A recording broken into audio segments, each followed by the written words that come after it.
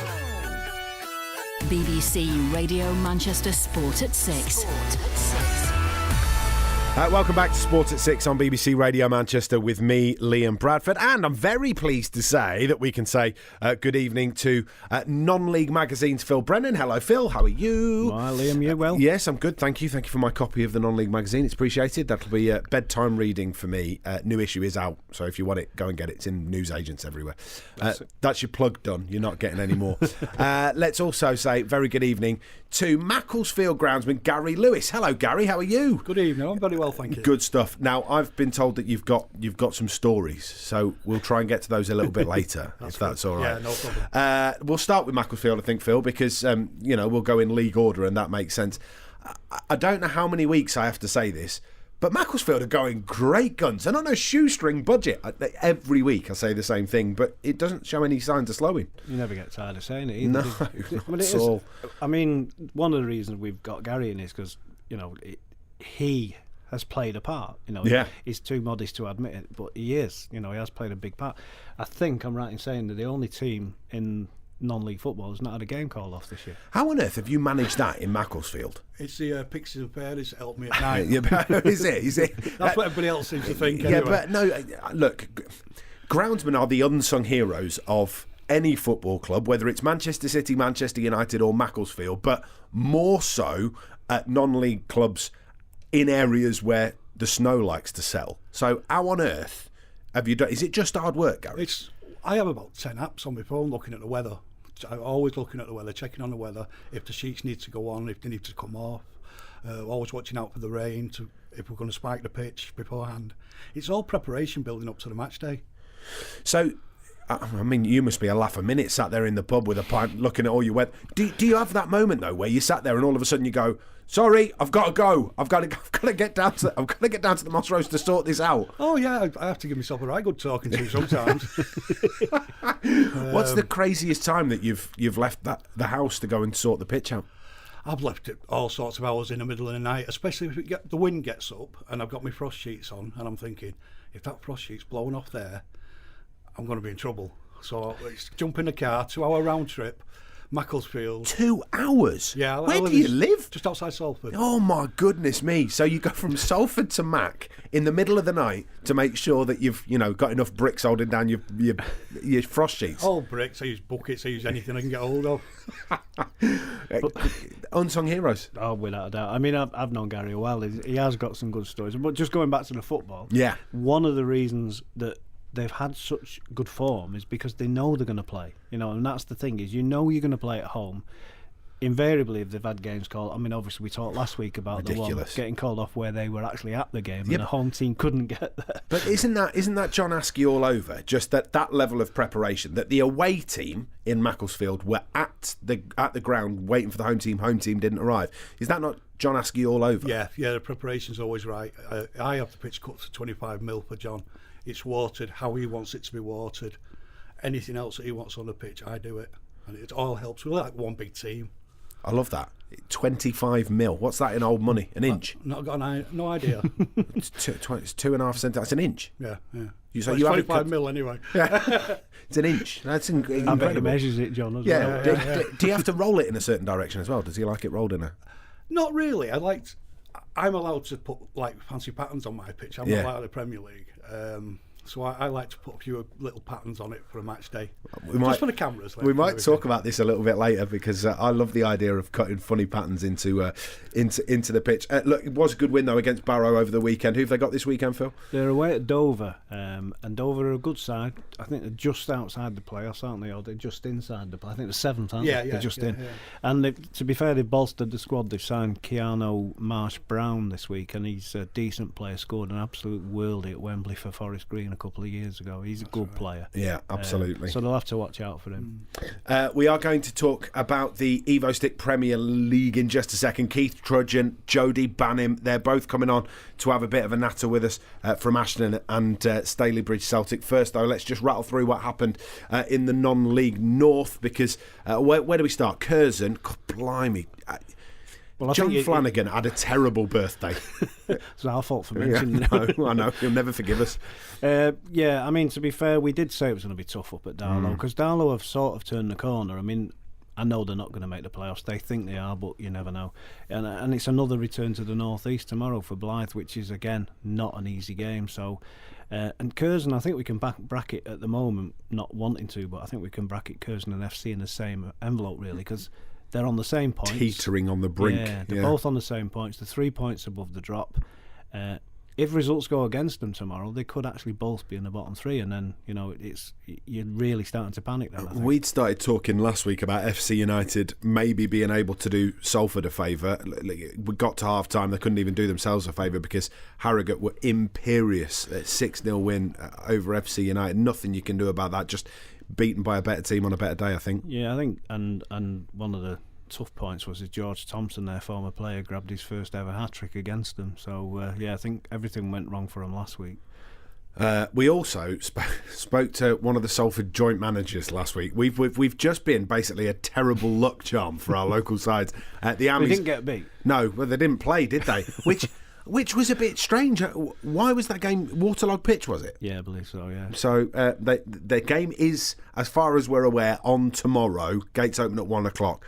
Game kicks off at 3 at Moor Lane tomorrow. Yeah, well, Spennymoor got beat in the FA Trophy, otherwise Salford wouldn't have had a game tomorrow either. So it's still in Salford's hands. Obviously, Harrogate are top on goal difference, and they've got a much better goal difference if you're honest. But Salford just have to do what they do, and that's win games. And if Harrogate slip up along the way, because Harrogate do tend to slip up against teams that you wouldn't expect them to. They will slip up as well because they've been on such a good run of form, Harrogate, that eventually their blip will come. They're not going to go through the rest of the season winning every single game. So Salford just have to stay with them, I guess, and take the opportunity when it arrives. Yeah, I mean, Harrogate are playing Tamworth tomorrow. We've got a similar pitch, the artificial pitch. So that would have, the old Tamworth pitch would have probably done Harrogate, but maybe not tomorrow. But right, just rattling through last one. Stockport County. Jim Gannon needs some wins. Yeah, but I mean, I was listening to a couple of chats this week, and he obviously brought Paul Turnbull in, who played a part last week, and he says he's happy with these midfield now, and all the talk around the club from the players as well is that they all still fancy the fact that they're going to go through. Look at the fixtures; they've actually got a reasonable running, probably the best running in the division. So, and they're now doing training on a Monday morning, which he's happy about because he's getting 15, 16 players in for training on a Monday, which gives a bit more of a professional feel about the club. So the vibes coming out of the club is that they don't see it as all over. Right. Well, let's just hope that it's not all over and that they can move that forward. Let's move things on, shall we? Let's speak next to Staley Bridge Celtics. Keith Trudgeon. Hello, Keith. How are you? Good evening, fine, thanks. Good stuff. Right, let's talk about Celtic then, Phil, shall we? Where do you want to start? Well, I mean, obviously it's a big derby tomorrow, and opposite ends of the table. Great win last week, Keith. I mean, I'm assuming you were there up at Workington. Certainly was one of the few that made the trip up the M6. It rained for the entire game. We got absolutely soaked, but we got a tremendous win in what was a great game given the conditions, which were absolutely horrendous. That's what happens in the Lake District, though, isn't it? I was going to say, I've never been to Workington when it's not raining. Neither have I. It's a bit like Manchester in that regard. It's always raining. That's probably why Celtic won, isn't it? Keith, look, how have Celtic been getting on this season? Has it been a season to remember or potentially one to forget? It's not potentially one to forget. It's one to forget already. We've still got 15 games to go, and I think everybody at the club will be glad when it's over.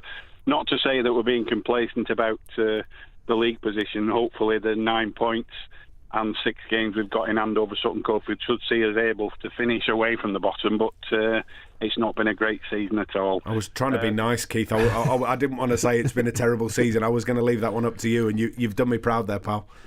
Well, there's no use shying away from the truth, is it? And we've not performed to the levels we should have performed to. We've had a decent budget for the season. The team have massively underperformed, especially away from home. I mean, the form away from home, 2 wins. The win last week was the first away win on a Saturday for 71 weeks. I mean, Donald Trump wasn't even president the last time we won away from home on a Saturday. That's what I love about Keith. He's got some great stats. It's a good stat, Keith. How long did it take you to figure that one out? Well, no, we've been counting it down since about week 15. I'll tell you what, like I said, 71 weeks without a Saturday away win. We had a tremendous win at Warrington on a Tuesday, backs to the wall win. But like I say, it was an awfully long wait. And it was worth a trip up, worth being soaked through, and worth being sat in a car with wet trousers all the way back. I mean, let's be positive. Tomorrow's it's always a good day, isn't it? A derby day over at Alty, so you'll be looking forward to that. Let's be positive about a ground we've won on once since 1992, shall we? I'm trying, Keith. I'm trying. Oh, we're going to change your name to Keith Curmudgeon if you carry on. Last year. We even had a home game there last year, but we couldn't win that. Oh dear, Alty as well this season. They're absolutely flying, aren't they? So absolutely, yeah. I mean, I watched them last week when they beat Stourbridge 4-1, and their first half performance was absolutely frightening. Well, make sure you get a brew and get a nice big coat tomorrow.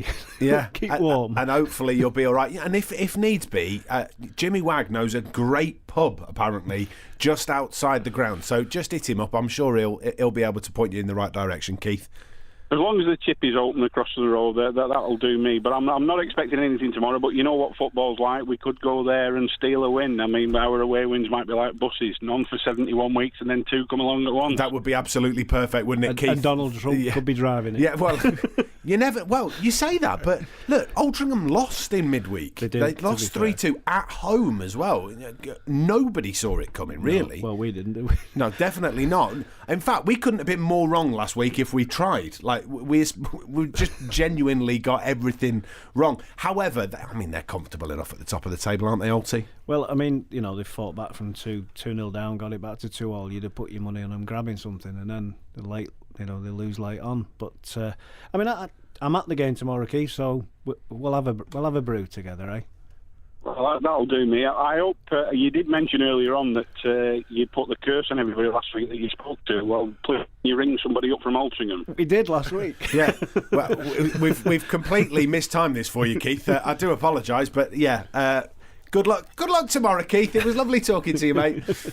Thanks a lot. Cheers, Keith. That's Keith Trudgeon, press officer at Stalybridge Celtic. Look, we've got about 5 minutes until we're going to the news on BBC Radio Manchester, so we'll just run through some of the other stuff from the Evo Stick Premier Division and what we can expect this weekend. As we've already spoken about, Alty lost 3-2 in midweek. That derby tomorrow between Alty and Stalybridge. Go on. They've signed a player from Wigan on loan, haven't they? A midfielder, Chris Merry. Well, I didn't know that. That's why you're here. So he's he'll probably get more football at Alty than he will at Wigan. Yeah, well, Wigan going great guns at the minute in League One, so let's hope that... I know Parky's pleased with his signing, so he'll be a good player.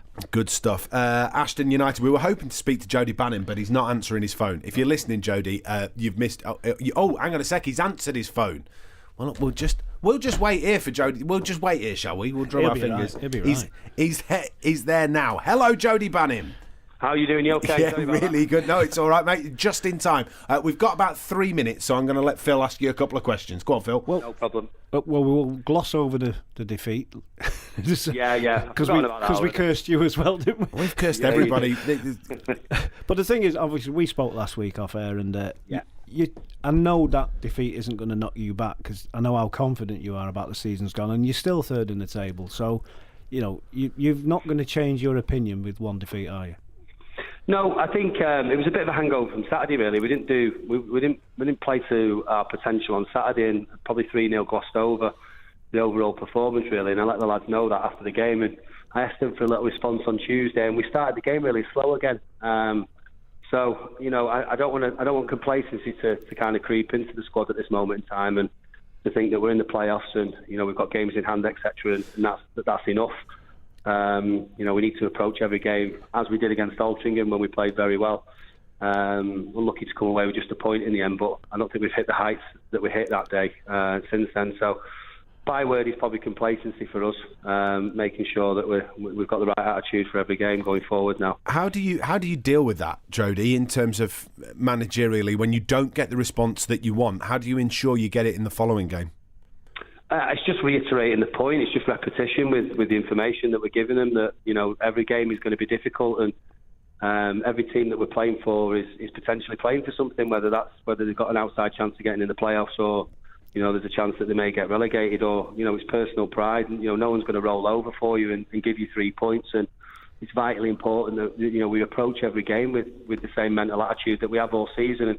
And I said to him after the game that I'm not going to beat them up. They've done very well for me this season. It's only the 6th game we've lost, and to be honest, we created enough chances second half to win the game. We missed some very good chances, but it's kind of just reiterating the point that every single point and every single game that we've got now is vitally important. We've got 13 massive games to get us where we want to be, which is playoffs minimum. I mean, obviously that's your first home defeat since September, but I mean, tomorrow, you touched on it there a little bit. Stourbridge are one of those teams that have probably not got much to play for, so if you're on your game, which you would hopefully will be, I mean, apart from Luke Bembo, I don't really think they've got that much that can trouble you. No, we went to watch him against Altrincham the other week, and apparently they had a couple missing, but they were very poor that night, and Altrincham won in third gear.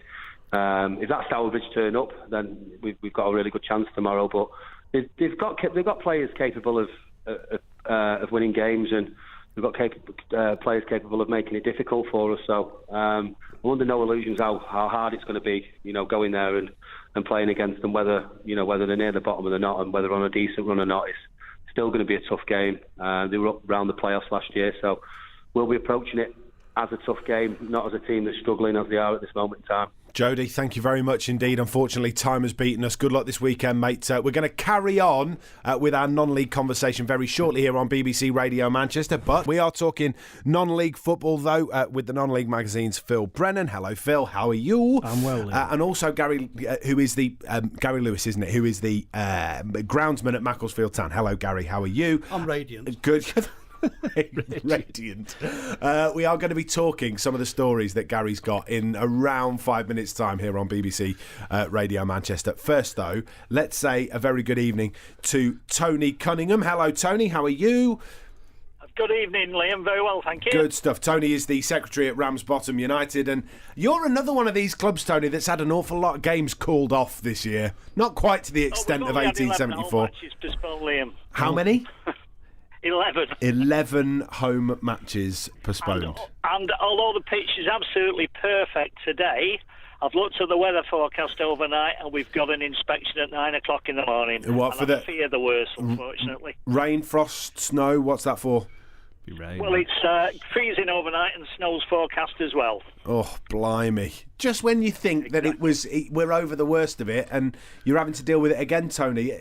How frustrating is it as a club secretary having to rearrange all of these fixtures?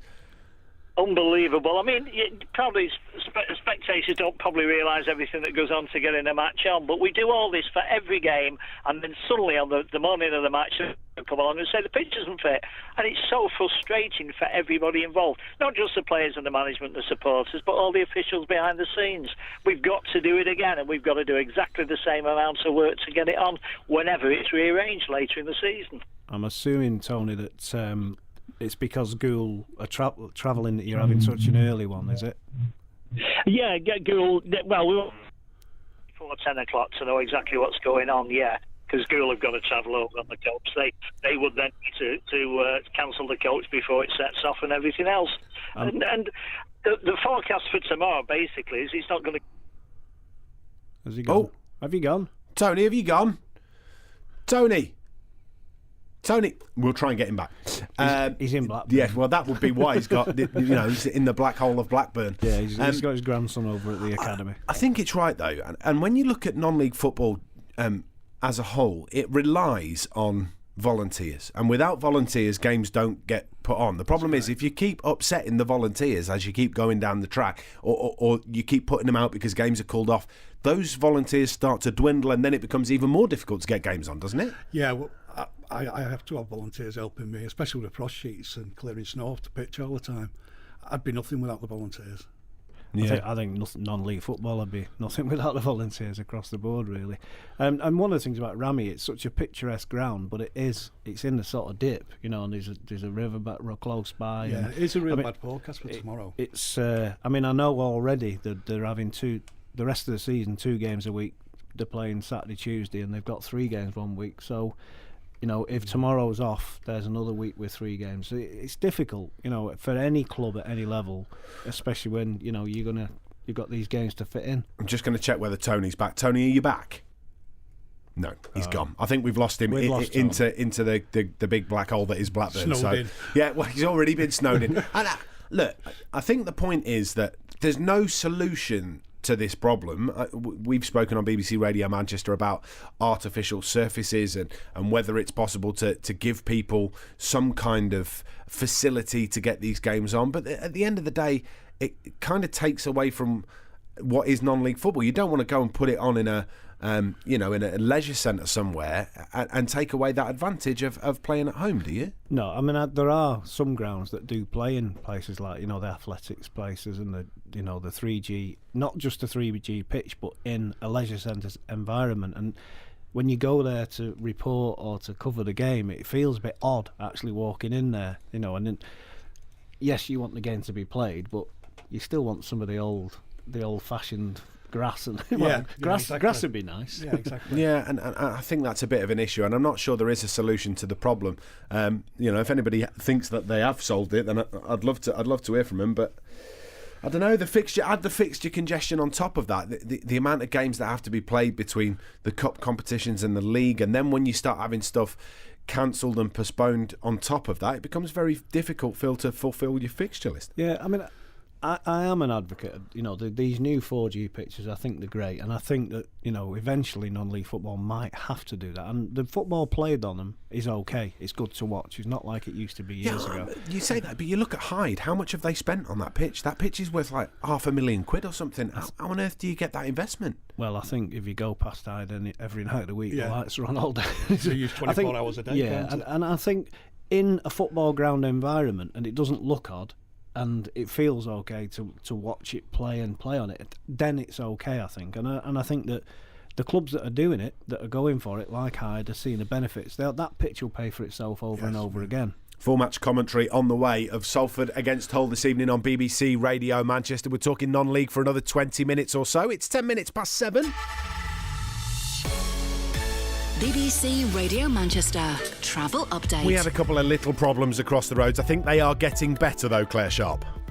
They are a little bit. Unfortunately, there's been another accident on the M62. So this is eastbound through Junction 19 at Haywood. So one lane has been closed, but thankfully, as it's not too busy anymore this evening, it's not causing too many delays at the moment. Through Rixton, the A57, that remains closed both ways at Hollybush Lane after an accident earlier. Again, those delays in that area seem to be easing. And in Bolton on Great Moor Street, that's the traffic light's still not working properly, just near to Newport Street. Is a little bit heavier than usual through that section. It is looking heavy on Liverpool Road in both directions at the AJ Bell Stadium, of course, westbound, particularly slow on the approach. It's crawling a little way back towards Eccles, and on the train still seeing some problems. So Northern and the TransPennine Express have delays from Stalybridge towards Huddersfield. That's after a signalling problem earlier on. If you want to update us, call in on 0161 929 3649.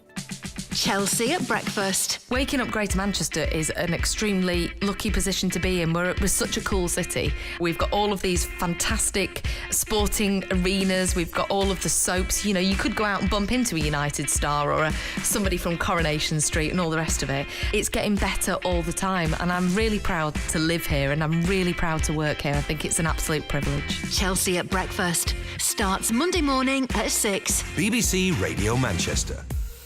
BBC Radio Manchester Sport.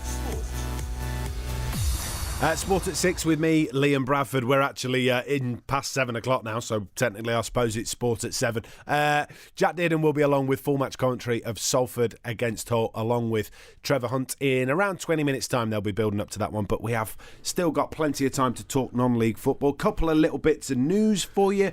Firstly, Glossop North End have had a bit of a change as well, haven't they?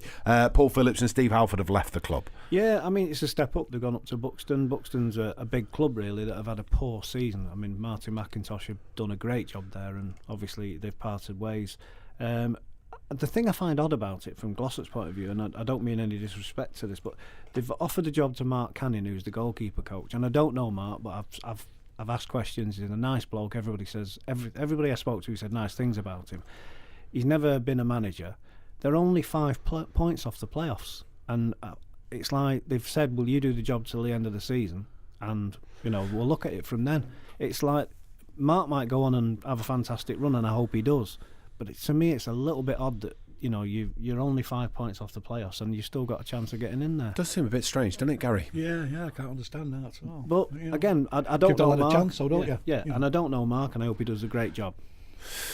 Well, best of luck from all of us here at BBC Radio Manchester. I hope that you prove Phil absolutely wrong. That would be marvellous. So do I. Let's good luck message as well to 1874 Northwich. Yeah, big game tomorrow. First leg of the semi-final. Luckily, they're away from home. I think that's a great result for them, getting away. The game will get played. And then next Saturday, they've got a great chance of hopefully getting to Wembley. God, blimey, wouldn't that be incredible? With still 26 games to play.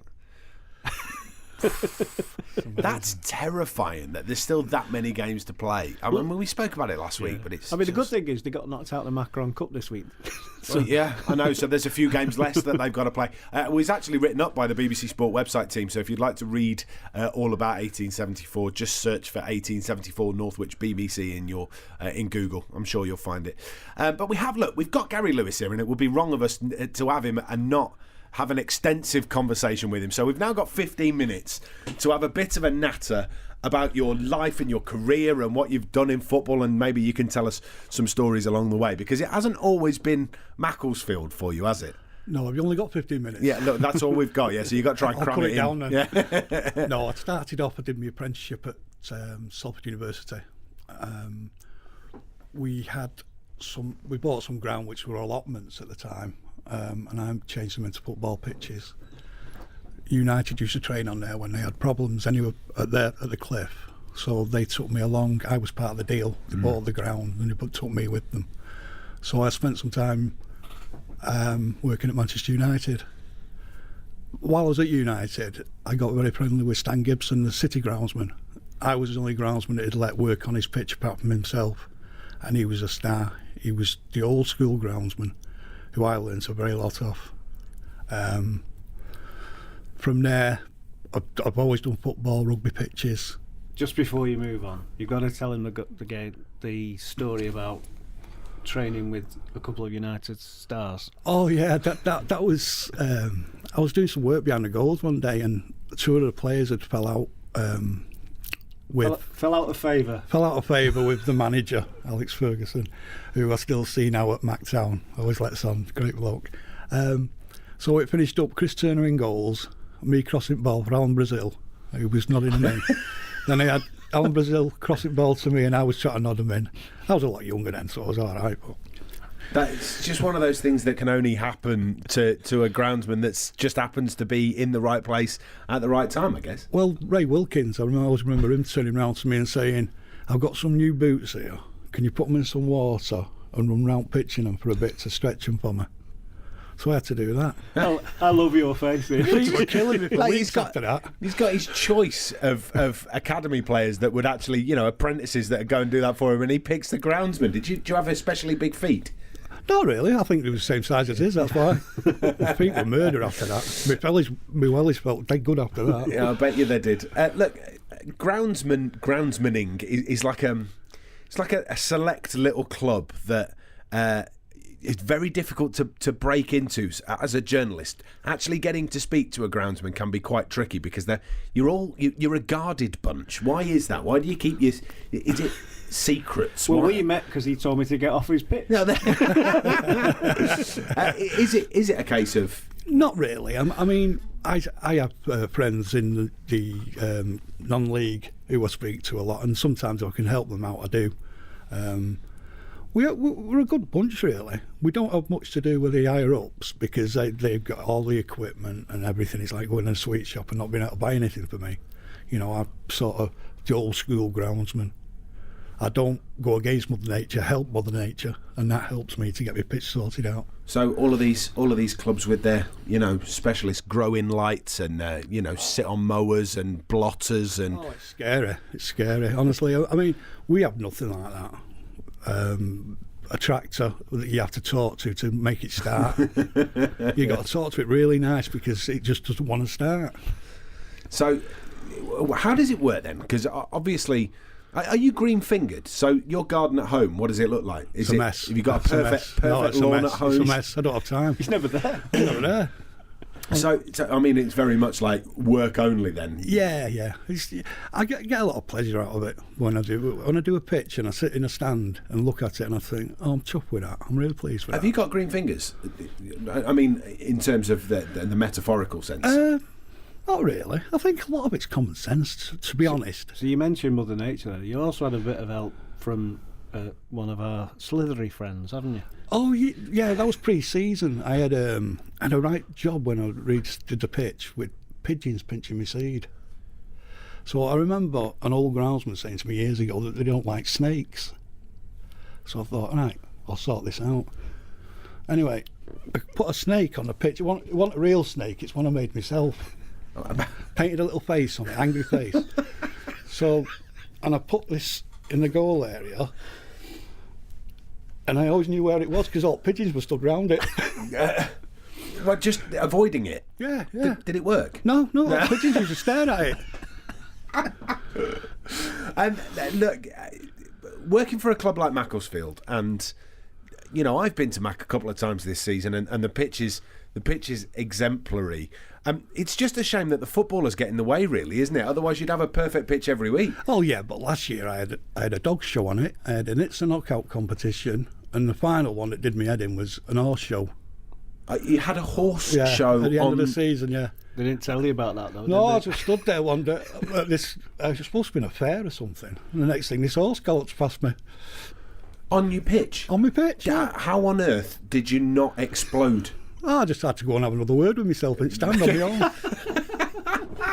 Look, we know Macclesfield are run on a bit of a shoestring, which means that your hands, I would guess, are perpetually tied. It's difficult to get what you want when you want. Yeah, it is. We struggle for everything. It's beg, borrow, steal. Like I was saying before, with the volunteers that come in, with the little shovels when we move in snow, coming to help clear the ground.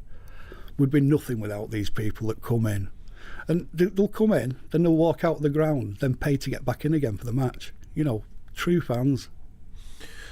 Incredible, really, Phil, to think that there are people out there that want to help football clubs in that way. It just shows how powerful football is, doesn't it? I think that's the game at this level. You know, outside the non-league pyramid, I think every club has got people like that. Some have got more than others, but every club has got, diamonds. They've got real diamonds. I mean, one of the things, Gary, he's very, very modest. I'll tell you about, there was a game, I think it was last year, maybe last season, and it was a night match, and it got called off. It was a 7:45 kick-off. And then you think, well, the game's called off, so everyone goes home. Not this man. And at 9 o'clock, he had that pitch ready to play on. And that's dedication. He carried on working on the pitch, even though the game had been called off. So, that's what the level you'll get from people like Gary, that, they're all out there. And as you said very early on, that they're all unsung heroes. It's like I said before, people think it's the pixies and fairies that come in and do the work. Oh, you get your son. Oh, yeah, my son comes in. It's great. He's a great help to me. He can mould a pitch, put a belting stripe on it. He can mark out, and it's great. He always puts his tongue out when he's marking out, and his tongue gets very cold, though, he says. Is that concentration yeah, space? He tries to concentrate that much. You've spoken about your the patterns that you put on the pitch. We've saw in the Premier League for a long while the Leicester City groundsman doing these great patterns. You're already shaking your head. Why? Well, they used to get companies from America coming in, paying and doing the signs on the pitch and the emblems and the badges. Yeah, yours is all up here. Oh, mine's in my head. Yeah. There's not a lot up there, but that's in there. So what is it? Just a case of mowing it in the right direction? Yeah, just mow it in a lot of the time, I'll say to the lads who will come down, I'll say, what should we have on Saturday? Should we have a bit of tartan on it, or should we do circles? And it's nice for them. I say, oh yeah, he's done it in circles, and it's just something extra. So here we go. When you're mowing circles, do you sort of put a stake in the centre circle and tie a string to the mower so you get a perfect circle, or do you do it freehand? I've got a trained eye, so it's freestyle. What, completely freehand? No, I pull a circle round. So you start with a start at centre circle, and go then just one work way, out, then come the other way, then go one way, then come the other way. So I wouldn't have even been that sensible. I'd have tried all sorts of contraptions to try and get that working. The reason that the Premier League have ruled it out is that they want to give their linesmen the best opportunity of catching people offside. Now, I see an opportunity here. So they're almost straight, those lines, but not quite. So they give your attacker the advantage. Have you ever thought about doing it slightly off straight? Yeah, my pitch at the moment, I was brushing it yesterday. It's going diagonal, so I'm going to have diamonds for the next home game. You were brushing your pitch? Yeah. Obviously, this time of year. Well, are you looking at my hair? Well, I don't brush my hair as well. I was just wondering why on earth you'd brush a pitch. Because it's only an inch. Because it's 25 mil. Yeah, but that doesn't explain why you'd brush it. I put my spiker on it and everything, and I brushed it gets all the thatch out of it. I'm not getting dead technical with you, but it gets the thatch out of it. So I've brushed it. So obviously, when you're going up one way and back the other way, you're getting your stripe effect. So I've gone from one corner post to the other corner post with the brush. With my brush, which is 6 feet long. I don't push it; it goes up back at tractor. Right. So I go up and down, up and down. So when I go the other way, that produces diamonds on the pitch. That makes sense. See, now, what people won't have known, they'll have thought to themselves, all of those patterns on the pitch are done by a mower. They will have expected it to have been done by a lawnmower, but it's not. You're saying it's done by a brush. Yeah, the diamonds, the last time I did them was early on its season, and I got a thing. Did they win? I can't. Yeah, they must have done, because we're top at league by 2 points and a game in hand. We're going up with a tenner in the bank. That's what they say. Yeah, well, if you go up and you end up finding yourself league football next season, that you would have thought that they're not just going to leave you with no extra investment, are they? It makes no difference to me, really. I mean, I do what I do with what I've got. As long as the tractor works. As long as I've had a nice word with tractor, I'm quiet, and it decides to start. Right, so what you need is Mr. Origi Bianchi, who turns up at games with Sir Alex Ferguson. You need a tractor that works, essentially. Yeah, I'll have a word with Nick when I see him. You're listening to BBC Radio Manchester. We're talking to Gary Lewis, the groundsman from Macclesfield Town. Phil Brennan from the Non-League magazine is here as well. Look, there is a real chance that Macclesfield will be playing league football next year, and about time too, really. Yeah, and there's every chance, and it's every week goes by, that countdown is getting smaller, isn't it? And I know, so the longer they stay at the top and they keep picking up points. I mean, Dover's going to be difficult, but I do expect them to come back unbeaten. Very physical side, Dover, aren't they? I think as much as we're praising Gary's pitch, they do tend to sort of struggle more at home against poor sides, don't they? They do beat them, but I'm not blaming the pitch. It's the players. Cheers, mate. No. Like, they've struggled to get that, and they now start to get late wins, which earlier on in the season they were drawing against poorer sides and not always beating them. Is that a confidence thing? I don't know. I think it may be. I don't know what it is. I think it's more a fact that they're playing in front of more fans of their own. There's a bit of expectancy about the place. Everybody now, I think, around Macclesfield is really believing that they are going up, and I think that brings its own pressure. Yeah, but I think it. Correct me if you think I'm wrong here, but that also must help players, knowing that they've been there and they've done it before, and they're on a winning run. They know they're a good side. They've already won plenty of games this season. They're top of the league, and then all of a sudden they're thinking to themselves, "Well, hang on a sec, we did it last week. We can do it again this week." Yeah, I think, and away from home, I mean, I think the corner for me turned was when they got the 2 results against Aldershot and Tranmere. I think massive. Tranmere was huge, wasn't it? Massive. And to win those two games, I mean, to be honest, they beat Tranmere in the FA Trophy semis last year, and they played really well at Tranmere, so they know they're capable of it. And I know it's a different set of players, apart from George Pilkington. Now Danny Whitehead's still there, isn't he? Danny Whittaker. But it just shows what a fantastic job John Askey's done when you look at the names on that team sheet tomorrow compared to the names on the team sheet on the last game of last season. It's just incredible what he's done with basically a whole new squad. And they've really bought into the way, like you said, his methodology. That's the word. Yeah, it's easy for you to say. Not normally. But everything about the club is so positive that I think now that little bit of a blip where they were struggling to win games at home hopefully is behind them. And if they can get something at Dover tomorrow, they'll still be top of the table, regardless. So And that game in hand, that's massive. I can't remember who the game in hand got Gateshead to come at home. Yeah. That's just been rearranged. So it's all in their hands, and I think they're all expecting it now. He's a cult hero, John Askey, amongst the Mac supporters. What is it about the man they call Lord Askey that makes him such a John hero? Askey. Sir John Askey, yeah. He's been there, he's done it. He's played for him, he scored goals, he puts himself out there, he shows the passion. And it's like we were saying, it's just one dream, one team. Everybody's sort of getting really together with it all now. I think the other thing I just wanted to mention about Gary, last year he was nominated for Groundsman of the Year, and the lad at Torquay won it. Tell him what happened when you spoke to the lad at Torquay. No, well, I don't like losing at anything, and I went down to St George's Park, and I was a bit disappointed, to be honest, because of the amount of money that they spend on that for the England team and the pitch like Wembley. I think I could have put mine against it pre-season. And this lad from Torquay won it, so I went and congratulated him. And he was and he was saying to me, "We don't have any frost, we don't have any snow. We've got sunshine and everything." So it's all very well and good being Groundsman of the Year when you've got a very easy ground to maintain. Yeah. And I bet you the soil on the south coast is better as well, and more sunshine. They've got sunshine, haven't they? I mean, the thing is, I am right in saying you're the only non-league team that have not had a game called off. That's what I've been told. Yeah. Well, look, that's testament to you and all of your hard work and your 2-hour round trips from Salford in the middle of the night to tie down your frost sheets. Yeah, thanks for coming in and having a chat with us. And your snake. I've got another one about a mole. I'll tell you that next time. No, you're gonna have to tell me now. Well, do you know how to get rid of moles? This is another old-fashioned thing. Does this one work? Yeah, it works. And it's good. You get, Kiddie's windmill, one of them that blows round. You put that at the top of the mole hole. I know what's got me. And the vibration and the noise scares the moles off, and they go backwards. So my picture's now got windmills and snakes on it.